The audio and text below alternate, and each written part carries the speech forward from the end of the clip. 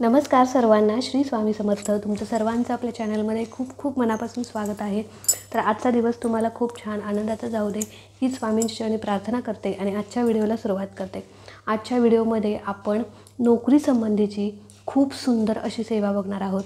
बघा, आपल्या परमपूज्य गुरुमाऊलींनी स्वतःही सेवा सांगितलेली आहे आणि खूप प्रभावी सेवा आहे. अनेक असंख्य स्वामी भक्तांना याचा अनुभव आलेला आहे. ज्यांनी ही सेवा केलेली आहे त्यांच्या नशिबात त्यांच्या मनासारखी हवी तशी नोकरी त्यांना मिळालेली आहे.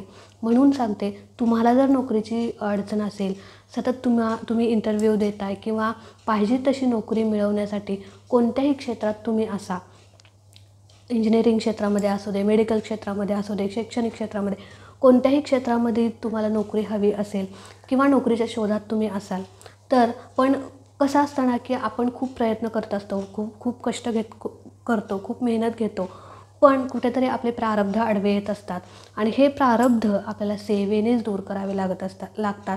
भले आपण शिक्षणासाठी खूप पैसा घातलेला आहे, आपण इंटरव्ह्यू देतोय, खूप कष्ट करतोय, खूप मेहनत घेतोय, नोकरीसाठी फिरतोय, पण ती एक योग्य वेळ आल्याशिवाय कोणतीच गोष्ट आपल्या पदरात पडत नसते आणि हे कुठेतरी आपले प्रारब्ध असतात आणि हे प्रारब्ध आपल्याला सेवेनेच दूर करायचे असतात. म्हणून तुम्ही जर खूप नोकरीच्या शोधात असाल, हवी तशी नोकरी तुम्हाला मिळत नसेल, तर तुम्ही ही सेवा करून बघा. कदाचित तुमचे प्रारब्ध संपतील, तुमचे भोग संपतील आणि तुम्हाला हवी तशी तुमच्या मनासारखी नोकरी मिळेल. तर आता बघा, बऱ्याच जणांना अडचणी असतात. खूप लोक असे आहेत की बेरोजगार आहेत, खूप शिकलेले आहेत, अगदी म्हणजे सगळे त्यांची डिग्र्या त्यांच्या हातात आहेत, सगळं शिक्षण पूर्ण झालेलं आहे, पण त्यांच्या मनासारखी त्यांना नोकरी मिळत नाही आहे. कुठे पण हवे तसं पॅकेजची त्यांना नोकरी मिळत नाही आहे. असं आपल्या सगळ्यांच्या बाबतीत बऱ्याच ठिकाणी आता हे घडतं आहे. बरेच लोक असे आहेत, बरेच तरुण असे आहेत जे घरात शिक्षण असूनही, सर्टिफिकेट असून, डिग्री असून घरात बसलेले आहेत. का तर त्यांच्या मनासारखी त्यांना हवी तशी नोकरी त्यांना मिळत नाही म्हणून. तर तुम्ही जर या त्रासातून जात असाल, तर ही जी काही सेवा आहे, जी स्वतः गुरुमाऊलींनी आपल्याला सांगितलेली आहे, ती सेवा तुम्ही नक्की करून बघा आणि अनुभव घेऊन बघा. आता काय करायचं, पहिली जी सेवा आहे, ज्या मी 2 सेवा सांगणार आहे, तर त्या दोन्हीही सेवांपैकी कोणतीही सेवा तुम्ही करा. दोन्हीही सेवा अतिशय प्रभावी आणि अतिशय फलदायी आहेत. ज्यांनी सेवा केलेल्या आहेत त्यांना खरंच अनुभव आलेले आहेत. मी परत एकदा सांगते, ज्यावेळी आपण केंद्रात जातो त्यावेळी केंद्रात अनुभव स्वामी भक्त सांगत असतात. त्यांच्या तोंडून ऐकलेले अनुभव मी ऐकलेले आहेत त्या आणि ही सेवा मी तुमच्यापर्यंत आणलेली आहे. खूप प्रभावी सेवा आहे. आता पहिली सेवा जमली पहिली करा, दुसरी सेवा जमली दुसरी करा, कोणतीही करा पण मनापासून करा. आता काय करायचं बघा, पहिली सेवा जी आहे ती तुम्ही कोणतीही वयाची अट नाही आहे, कोणीही करू शकतं. अगदी कोणीही कोणासाठीही करू शकतं. जर तुमच्या मुलाला नोकरी लागत नसेल, मुलीला नोकरी लागत नसेल, तर आईने करू शकते, वडिलांनी आपल्या मुलासाठी ही सेवा करू शकतात की बाबा माझ्या मुलाला नोकरी लागू दे किंवा माझ्या मुलीला नोकरी लागू दे. किंवा तुम्ही स्वतः जर नोकरीच्या शोधात असाल, तर तुम्ही स्वतः मला नोकरी लागू दे म्हणून तुम्ही ही सेवा करू शकता. थोडक्यात काय, कोणीही कोणासाठीही सेवा करू शकतं. पण दुसरी जी सेवा आहे ती पण कोणीही कोणासाठी करू शकतं, पण स्वतः त्या व्यक्तीने केली तर अतिशय उत्तम त्याचं फळ, त्याचा रिझल्ट जो आहे तो लवकर भेटेल. तर आता काय करायचं, सगळ्यात पहिल्यांदा ही सेवा जी आहे ती पहिली सेवा जी आहे ती 108 पारायणाची. 108 पारायण स्वामीचरित्र सारामृताचे तुम्हाला संकल्पयुक्त 108 पारायण करायचे आहेत आणि ज्यांनी 108 पारायणाची सेवा संकल्पयुक्त केलेली आहे त्यांच्या आयुष्यातल्या अशक्य गोष्टीही शक्य झालेल्या आहेत. मी कालच माझा स्वतःचा अनुभव परवा शेअर केलेला आहे. खूप सुंदर अनुभव येतात. तुमच्या नशिबात नसेल तेही तुम्हाला महाराज देतील, इतकी प्रभावी सेवा आहे. फक्त आयुष्यात येऊन एकदा स्वामींचे 108 पारायण करून बघा. कितीही तुमची कठीण इच्छा असो, 100% पूर्ण होणार म्हणजे होणार. हा माझा स्वतःचा अनुभव आहे. तर आणि असं आहे ना की तुम्ही ज्याची अपेक्षा केल्या ना, त्याच्या अपेक्षापेक्षा पण तुम्हाला जास्त महाराज देतील, इतकी प्रभावी ही सेवा आहे. तर आता 108 पारायणाची तुम्ही सेवा करायची आहे. तर कसं करायचं बघा, ज्या दिवशी तुम्ही सेवेला चालू करणार आहात, अर्थात सगळ्यात पहिले कोणत्याही सेवा करत असताना आपल्या घरामध्ये महाराजांची मूर्ती, फोटो असलाच पाहिजे. छोटा किंवा मोठा, छोटी किंवा मोठी मूर्तीही असलीच पाहिजे. आपल्या घरामध्ये महाराजांचं स्थान हे असलंच पाहिजे, तरच आपण सेवा केलेली. बघा, महाराज सगळं बघत असतात. आपण जरी त्यांचा फोटो आपल्या घरात नसला तरी महाराजांचं आपल्याकडे लक्ष असतं. पण त्यांचं कृपाछत्र आपल्या घरावरती असावं, आपल्या घरामध्ये एक पॉझिटिव्ह एनर्जी राहण्यासाठी महाराजांचा फोटो मूर्ती तुमच्या घरात असली पाहिजे. तर आता छोटा असेल मोठा असेल ठीक आहे. तर आता पहिल्यांदा ज्या दिवशी तुम्ही सेवा करणार आहात त्या दिवशीपासून त्याच्या आदल्या दिवशी किंवा त्या दिवशी तुम्ही स्वामींच्या केंद्रात जायचं आहे किंवा मठात जायचं आहे. स्वामींचं केंद्र मठ जवळ नसेल तर दत्त महाराजांचं मंदिर तर असतं. तर जिथे तुम्हाला शक्य होईल तिथे तुम्हाला जायचं आहे. आदल्या दिवशी जा किंवा ज्या दिवशी सेवेला चालू करणार आहे त्या दिवशी पण गेलं तरी चालेल.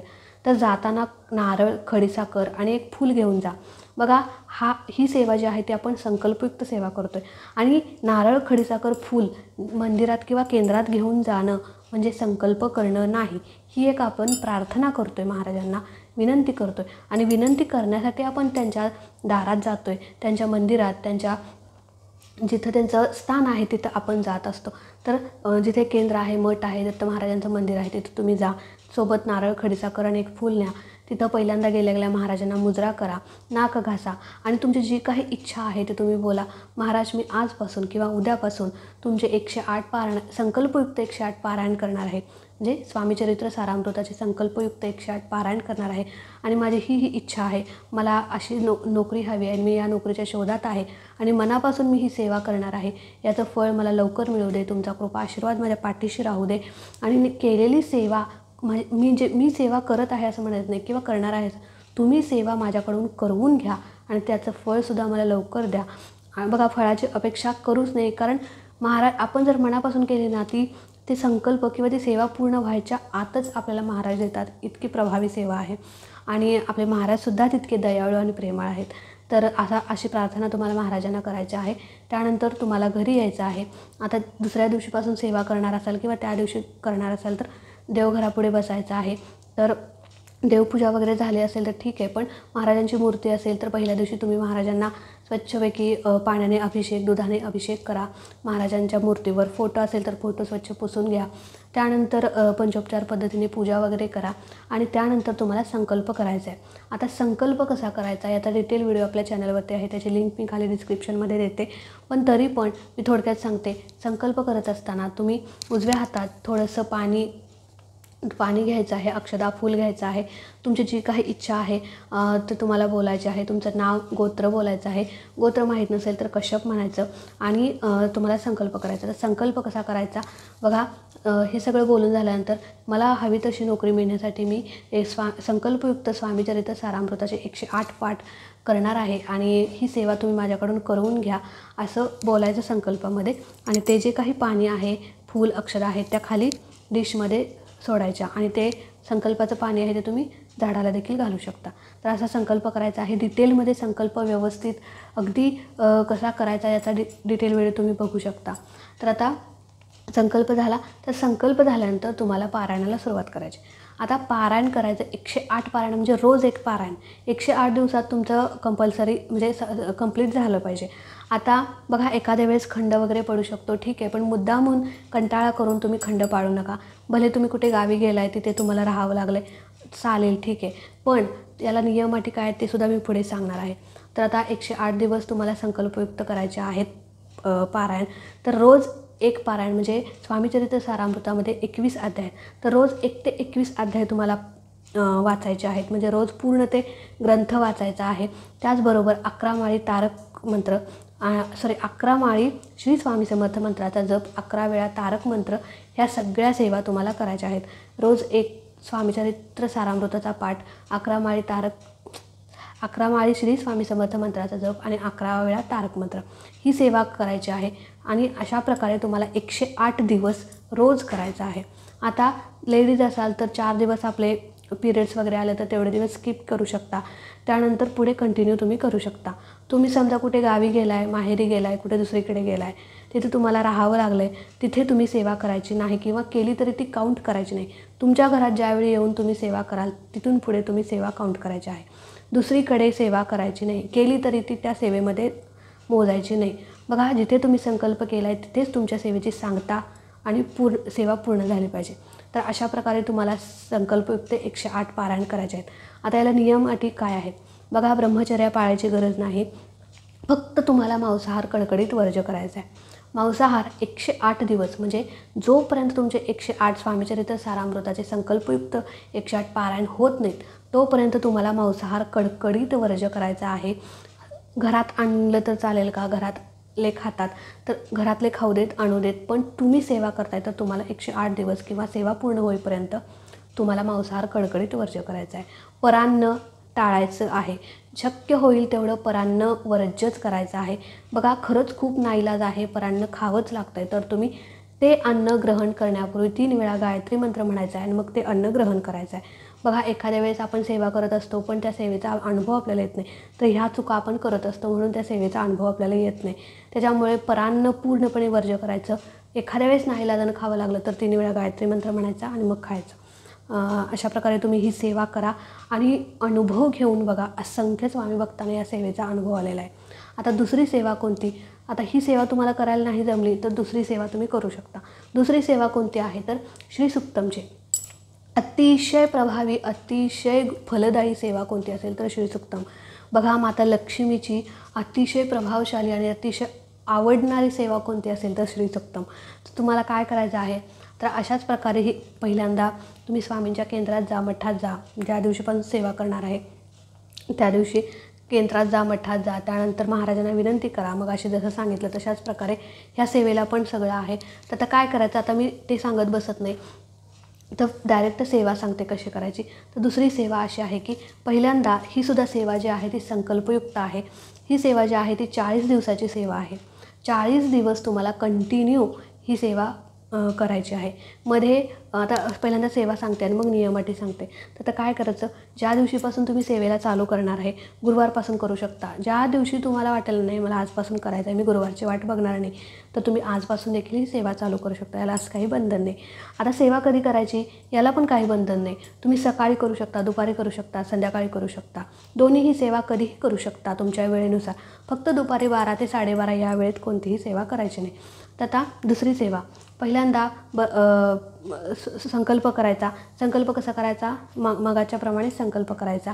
त्यानंतर सेवेला चालू करायचं. आता सेवा कशी करायची, सेवा चालू करण्यापूर्वी महाराजांना विनंती करायची की माझ्या नोकरीसाठी, मला हवी तशी नोकरी मिळण्यासाठी मी ही सेवा करते आणि ही सेवा तुम्ही माझ्याकडून करवून घ्या, असं करायचं आणि सेवा निर्विघ्नपणे पूर्ण होऊ दे असं बोलायचं आणि सेवेला चालू करायचं. आता सेवा काय करायचं, बघा तुमच्याकडे जर 7 कवड्या असतील, आता कवड्या प्रत्येकाकडेच किंवा प्रत्येकाच्या देवघरात असतात असं नाही, कुणाच्याकडे असतात कुणाकडे नसतात. तर केंद्रामध्ये आपल्या कवड्या मिळतात, तर तुम्हाला 7 कवड्या आणायच्या आहेत किंवा 5 कवड्या आणायच्या आहेत. तर कवड्या आणत असताना तुम्हाला पांढऱ्या आणायच्या आहेत. पांढऱ्या कवड्या आणायच्या, त्या पिवळ्या करायच्या, म्हणजे हळदीचं लेपन त्याच्यावरती करायचं आणि त्या हळदीच्या लेपन केलेल्या पिवळ्या कवड्या तुम्हाला देवघरापुढे ठेवायच्या आहेत. देवघरापुढे ठेवून तुम्हाला त्याची पंचोपचार पद्धतीने पूजा करायची. हळद, कुंकू, अक्षता, फूल वाहून तुम्हाला त्याची पंचोपचार पद्धतीने पूजा करायची. आणि त्यानंतर त्या कवड्या हातात घेऊन, जर तुम्हाला शक्य झालं तर त्या कवड्या तुम्हाला हातात घेऊन 16 वेळा श्री सुक्तमचं पठण करायचं आहे. 16 वेळा श्री सुक्तम. बघा एक वेळा श्री सुक्त म्हणायला 1 ते 1.5 मिनिट लागतो. फक्त 10 ते 15 मिनिटाची सेवा आहे, पण सेवा कराल तर खूप मोठा अनुभव घ्याल, इतकी प्रभावी सेवा आहे. तर हातात जर तुम्हाला जमलं तर तुम्ही हातात घेऊन सेवा करा. पुढे त्या कवड्या ठेवून सेवा केली तरी चालेल, पण हातात धरून केले तर अतिशय उत्तम. तर 16 वेळा तुम्हाला श्री सुक्तमचं पठण करायचं आहे. त्यानंतर तुम्हाला 1 माळ गायत्री मंत्राची करायची आहे. 1 माळ करा किंवा 11 माळी केल्या तर अतिशय उत्तम. बघा जेवढी जास्त सेवा करू तेवढा जास्त मेवा आपल्याला मिळत असतो, म्हणून सेवेमध्ये कंजूसी करू नका. मी सांगते त्याच्यापेक्षा जास्त तुम्ही सेवा करा, पण सेवेचे नियम असे आहेत की 16 वेळा तुम्हाला श्री सुक्तमचं पठण करायचं आहे. 11 माळी तारक मंत्र नाही, गायत्री मंत्र तुम्हाला म्हणायचं आहे. 11 माळी म्हणलं तर अतिशय उत्तम. जर तुम्हाला नाहीच जमलं, शक्यच नाही झालं तर 1 माळ तरी गायत्री मंत्राची करायचीच आहे. 1 माळ गायत्री मंत्र आणि 16 वेळा श्री सुक्तम अशी सेवा तुम्हाला त्या कवड्या हातात धरून करायच्या आहेत. त्यानंतर आता समजा तुमच्या घरात कवड्या नाही आहेत किंवा आणि त्या कवड्या हातात धरून सेवा पूर्ण करायची आणि त्या कवड्या छोटासा पिवळा कपडा घ्यायचा किंवा वाटी घ्यायची, त्यामध्ये थोडेसे तांदूळ ठेवायचे आणि त्या तांदळावरती किंवा त्या पिवळ्या कपड्यावरती त्या कवड्या ठेवायच्या आणि त्याची रोज तुम्हाला पूजा करायची.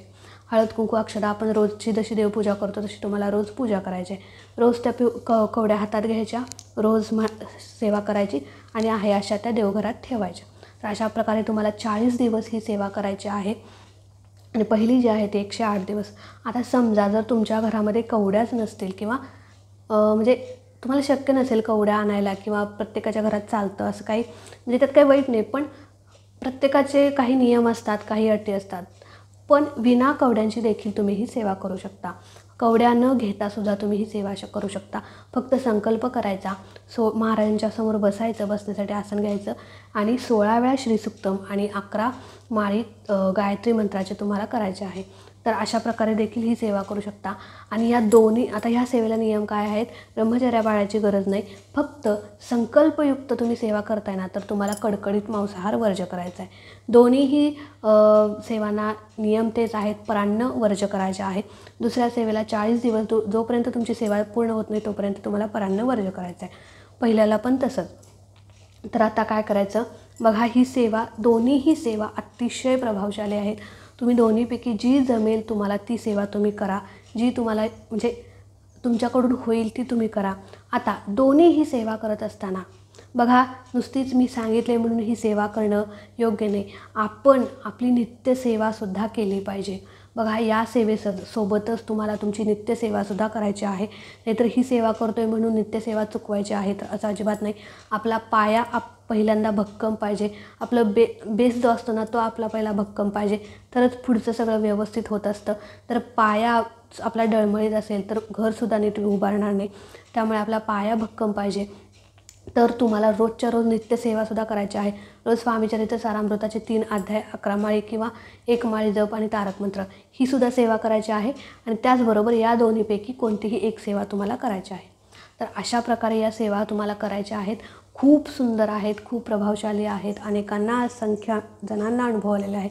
नक्की करून बघा आणि अनुभव घेऊन बघा. तर अगदी छोटीशी माहिती होती आणि परत एकदा सांगते, आणि ज्या दिवशी जमेल त्या दिवशी नक्की केंद्रात जा, मठात जा, स्वामींचं दर्शन घ्या, महाराजांच्या समोर बसून तिथे केंद्रात जाऊन मठात जाऊन नामस्मरण करा.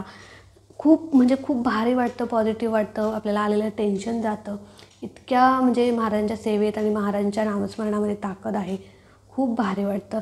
त्यामुळे जेव्हा जमेल त्यावेळी महाराजांच्या केंद्रात मठात नक्की जा आणि या सेवासुद्धा करा.